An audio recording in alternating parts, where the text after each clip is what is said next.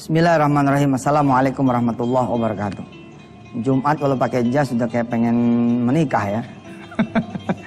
Zaman dulu saya waktu nikah sama istri, waduh Masya Allah, jasnya minjem minjem. Karena kegedean dilipat sama kita. Terus pakai peniti. Subhanallah dah. Waktu nikah Masya Allah. Anak waktu nikah itu ya, pemirsa, saya waktu nikah. Mertua saya bawain duit 1 juta. Jago nggak? Tahun 99 tuh. Anak sekarang punya duit 5 juta aja masih nggak cukup. Punya duit 10 juta masih nggak cukup. Punya duit 100 juta masih nggak cukup. Emang mau kayak apa sih nikahnya cuma begitu aja gitu kan? Penghulu kalau kenal gratis kok nggak bayar, insya Allah. Ya, negara bisa menggratiskan pernikahan, insya Allah.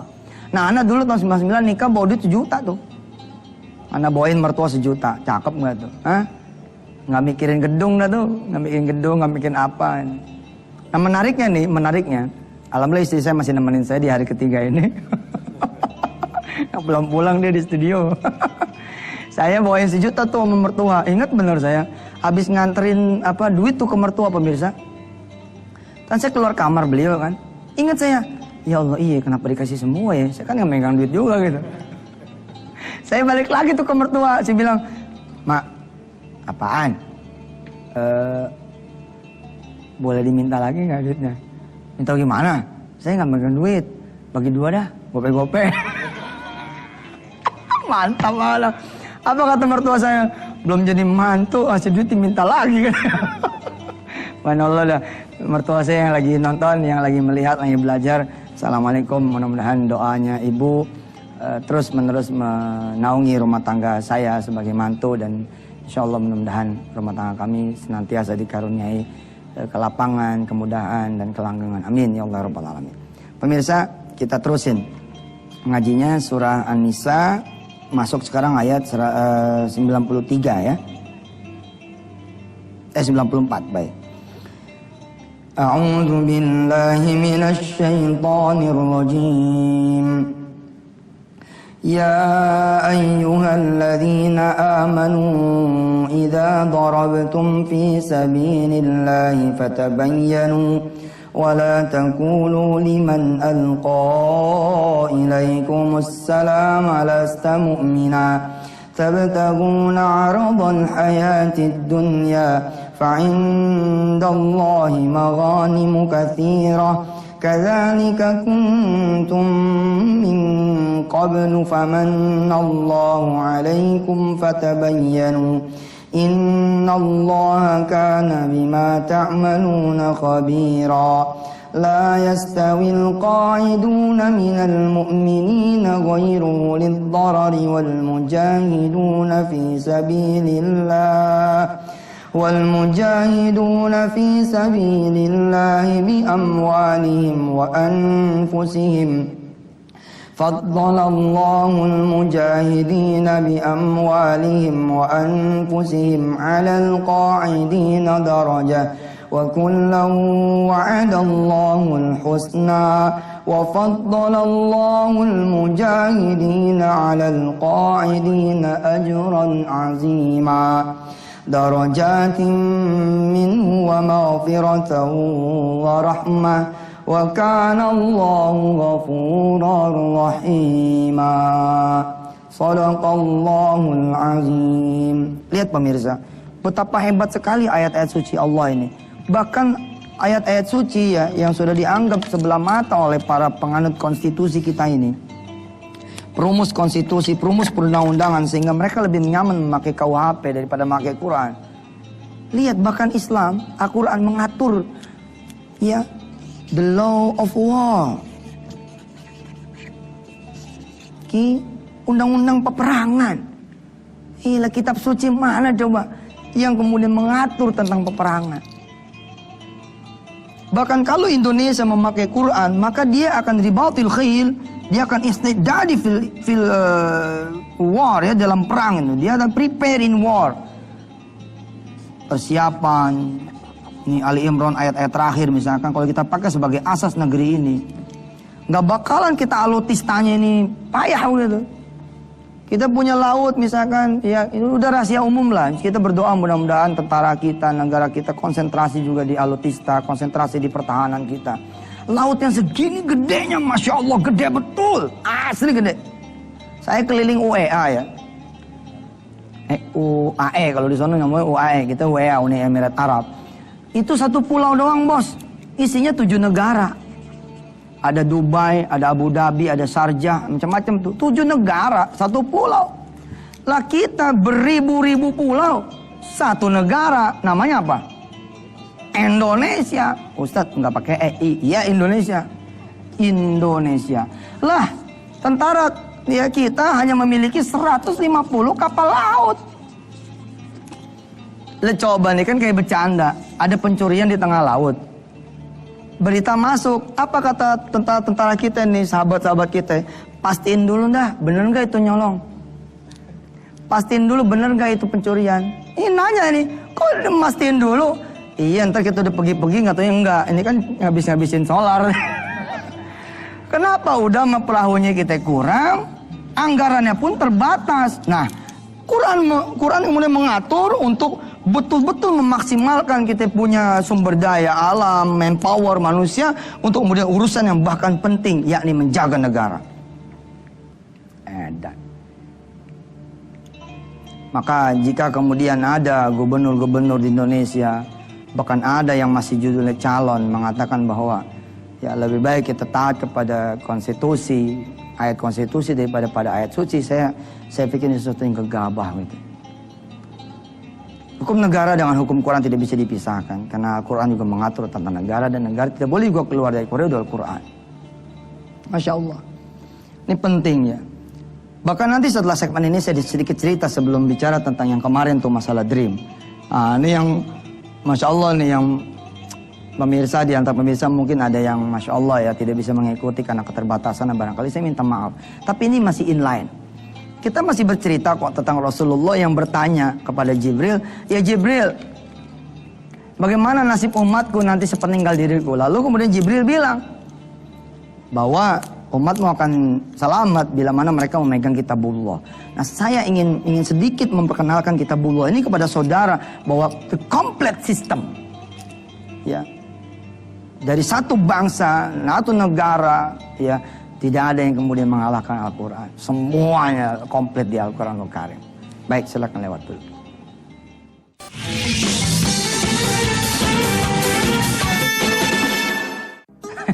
Iya, anak saya nongol lagi. Gak apa-apa deh. Ya, kangen sama bapaknya keliling mulu. Hafiz cita-citanya mau jadi apa? Ultraman penghafal Quran. Tuh dengerin, mau jadi Ultraman katanya, tapi penghafal Quran. Masya Allah. Ini ada benang nih. Coba dulu deh. Mau jadi Ultraman penghafal Quran. Islam bahkan mengatur ya tentang bagaimana anak, perwalian, komplit sekali. Quran tuh komplit sekali. Subhanallah. Dan didetailkan di mana? Didetailkan di dalam hadis begitu. Pemirsa, saya tadi bilang bagaimana kemudian Islam komplit juga mengatur persoalan jual beli. Ya. Hafiz, kalau udah gede mesti belajar Quran yang benar ya. Insya Allah. Hafiz ngaji nggak? Ngaji apa sekarang? Nggak ngaji, yang bener malu-maluin aja nih papa. Depan TV nih. Bohong pemirsa, ngaji di sore. Mana amaknya mana? Coba dulu. Amma ya tasa'alun. Nih. Nggak mau. Tadi kasih itu deh, kasih coklat. Nih. Nggak mau juga dikasih Ultraman. Nggak mau juga. Ya udah deh, temenin papa aja ya. Sini ya. Pemirsa yang dirahmati Allah, di hukum jual beli, bahkan hukum hutang ya.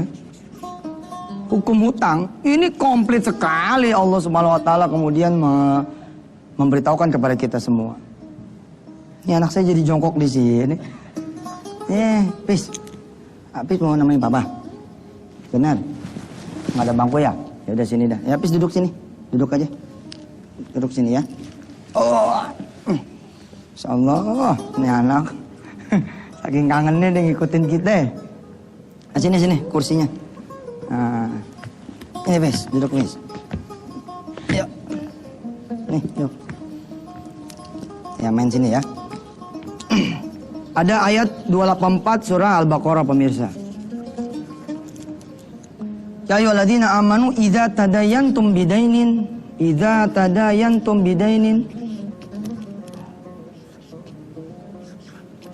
ila ajalin musamma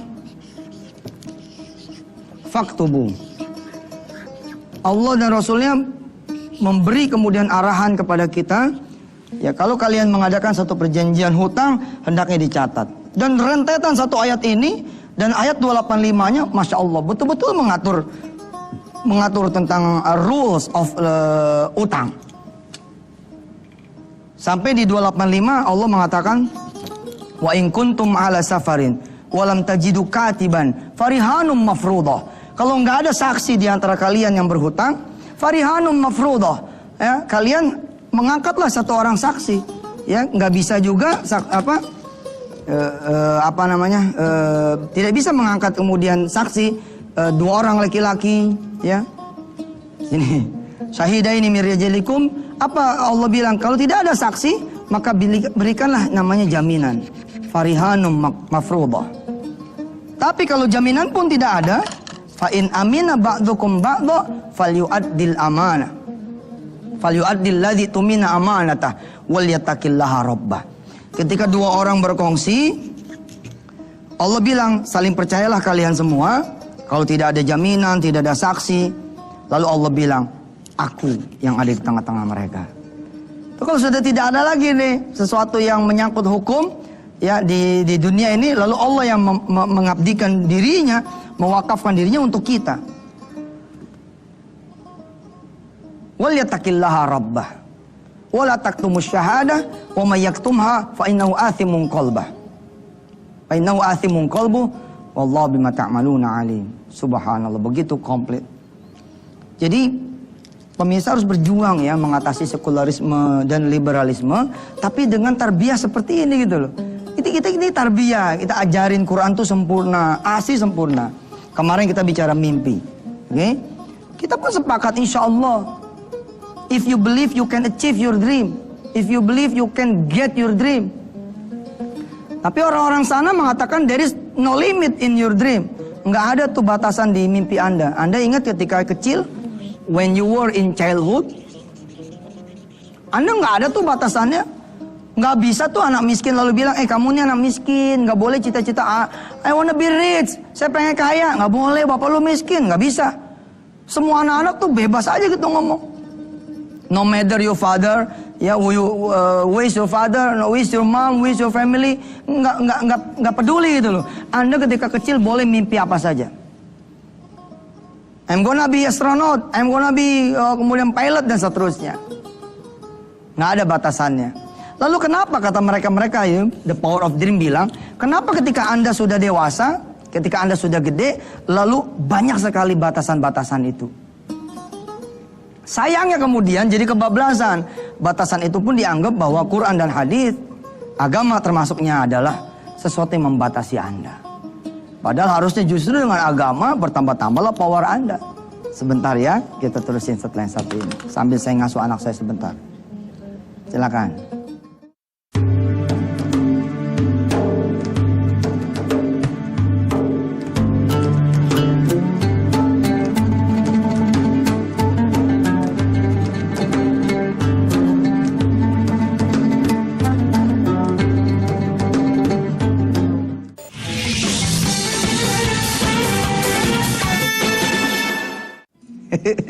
Sekarang nambah 3. Pemirsa, ini anak saya, ini namanya Kun. Ini namanya siapa ini namanya? Hafiz. Ini Kome namanya, alhamdulillah ya. Baik, ketika Anda kecil, Anda bermimpi pengen jadi apa? Astronot gitu. Ya. Nggak masalah tuh. Anda bilang, saya pengen jadi pilot gitu. What's your dream? Pilot gitu. Nggak ada masalah. You are tall or you are short, nggak ada masalah. Anda tinggi, Anda pendek, nggak ada masalah. Nggak ada, itu nggak ada batasan untuk mimpi Anda. Begitu kata mereka semua. Ada lagi yang bilang nih, ya. Ada yang bilang lagi, yang bilang, I'm gonna be docot gitu. Ini saya nulis di Twitter, docot gitu. Temen-temennya pada bingung tuh, pemirsa. Docot, what are docot gitu. Kakaknya ngomong, sorry, he is cadel. Dia maksudnya tuh dokter. Oh dokter, iya tapi no matter. Terserah aja gitu loh. Emang nggak boleh orang cadel jadi dokter sampai dia bilang docot. Docot apaan? Docot apaan? Kakaknya bilang, sorry, dia cadel gitu. Dia cadel, maksudnya adalah dia pengen jadi dokter gitu, pengen jadi dokter, apa segala macam. Pokoknya no matter. Lalu kenapa? Setelah saudara kemudian menjadi dewasa, lalu ada batasannya. No, you can't be doctor. Anda tidak bisa menjadi dokter. Kenapa? Karena Anda payah di matematika, di fisika, di biologi, di ilmu-ilmu eksak. Anda payah hafalannya. Anda nggak bisa. Dia bilang, oh, why there are limits for you. Kenapa ada batasan? Tapi kan batasan itu pun itu tidak berarti bebas sepenuh-penuhnya. Ada apa? Ada akhlak di sana. Anda mau jadi apa? Boleh. Tapi ketika Anda mengabaikan akhlak, mengabaikan etika, gue mau dagang di sini, tar dulu ada peraturan. Kayak gini-gini loh, maksudnya ya jangan sampai kita terlalu kebablasan. Ada Quran yang kemudian menjadi aturan kita, tapi bukan menjadi batasan buat kita. Bukan berarti Al-Quran akan membatasi kita, hadis akan membatasi kita. Agama payah nih. Kalau pakai agama kita nggak bisa ngundang konser ini, konser itu. Tar dulu bisa kali. Bisa diatur lah bagaimana ceritanya, apa yang mau dipakai, apa yang mau diundang, bagaimana judulnya. Diatur, jangan sampai negara ini menjadi negara yang sekuler. Islam mengatur itu loh. Kita nih biar gimana masih hamba Allah. Tapi jangan kemudian menjadi terbatas. Justru harusnya you have Allah, Anda punya Allah. Come to Him, talk to Him. Anda datang ke Allah dan bicaralah. Nah Al-Quran inilah yang diingatkan oleh Rasulullah tatkala kemudian Jibril menjemput beliau. Ketika Jibril alaihissalatu wassalam, ya. Nah di sini saya bilang, ketika Israel dapat perintah ya untuk menjemput nyawa Rasul, mengambil nyawa Rasul, pun Israel dibarengi nama Jibril. Tapi Jibril berhenti di langit pertama. Mana Kum? Jibril berhenti di langit pertama. Ini anak saya satu-satu hilang. Ini satu tinggal dua. Sana mama lagi. Mama dulu ya. Nih bawa nih ininya nih. Berat ya. Nih caranya begini caranya. Ayo situ. Tangkap. Ya. Jibril nunggu di langit pertama. Ya, ketika turun dari Baitul Ma'mur, langit 7, 6, 5, 4, 3, 2, 1, Jibril nunggu di sini.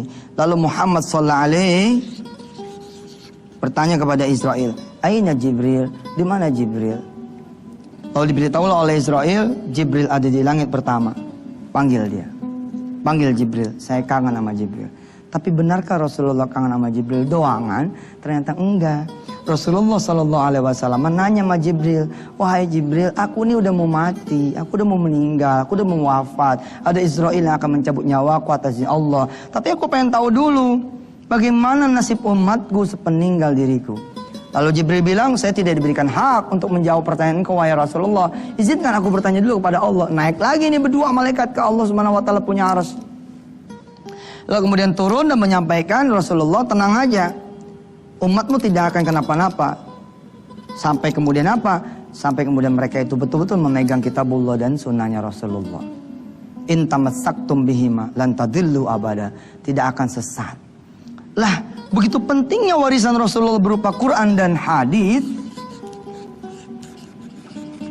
Lalu ada kemudian sekelompok orang, bahkan kita sendiri sebagai orang muslim gak percaya diri untuk memakai Quran dan hadis.